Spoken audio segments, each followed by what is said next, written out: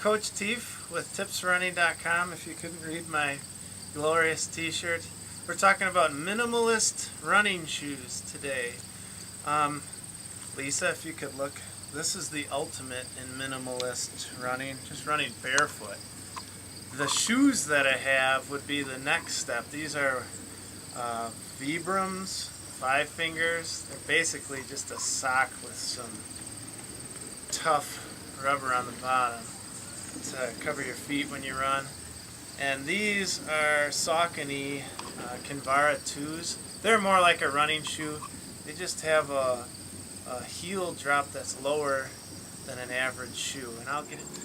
Minimalist shoes it's really about heel drop. That's a fancy term that a lot of people like to use.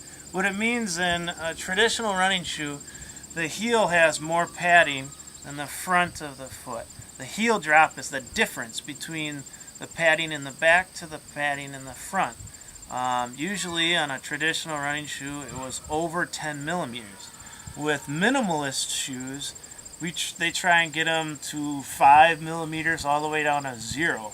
No heel drop shoe means there's no padding difference between the back to the front. This shoe does have padding. I like these. I like running shoes. I'm not a barefoot convert, but they are light, they provide the support that I need, and they feel nice when I'm running. The ultimate in minimalist running is just to run barefoot, so not have anything on your feet at all. This takes a lot of practice and time to work yourself into it. If you really want to go barefoot, you should probably run on pavement a quarter mile one day, then wait a couple days to a half mile, see how your legs react to it. There is some strategy though to running barefoot that I'm going to show you. The first thing is you can't just slam your heel into the ground. You have to land lightly with your knee a little bent and on the front of your foot.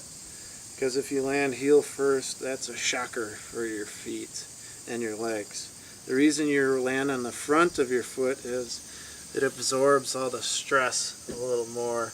It does put more pressure on your calf and your Achilles though, so you have to build the strength up in these parts of your legs before you can really go long barefoot. Alright, I'm going to run barefoot now and I'll show you.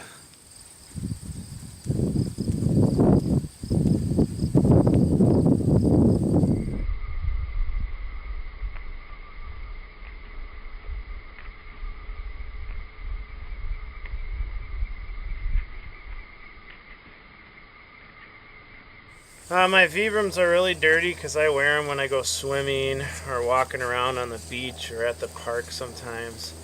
And I stepped in some mud. It takes me a long time to get them on because, well, you gotta get your toes all in the right spot. Alright, I'm going to run in these. This is running barefoot basically, except you're protected on the bottom of your foot. So you can step on some things that are sharp and you won't feel it. I like running on grass and wood chip trails with these.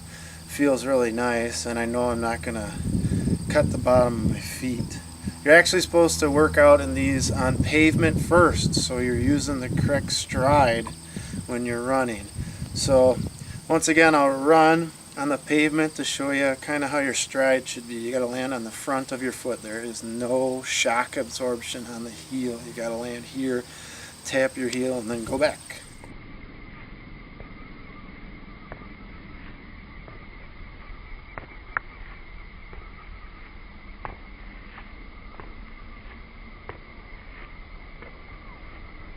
Alright, I'm holding minimalist running shoes now. They're called Saucony Kinvara 2s. There's a lot of minimalist shoes out there now. I call these basically running shoes light. You have to run the same style as you would if you were barefoot in these, where you strike at the front of your foot first and then gently let your heel tap and then you go off to your run. The reason that these are popular is because they have less padding in the heel, they're lighter, and they're designed for people that are trying to run with a different foot strike, a more natural pattern. You really have to work your way into these because it works your calves and your Achilles. I'm going to put these on and run in them, okay? This medal is from the Hartford, Wisconsin Kissel Car Race 5K. I didn't run against cars, I ran against people. It's just named after this guy that likes cars. Anyways, I won. That's because of the Marius Bakken 100-day marathon plan. You use it for 5K training, half marathon training, and marathon training. And well, it worked for me. I beat all 50 other guys. So, alright, you should use it too. Bye-bye.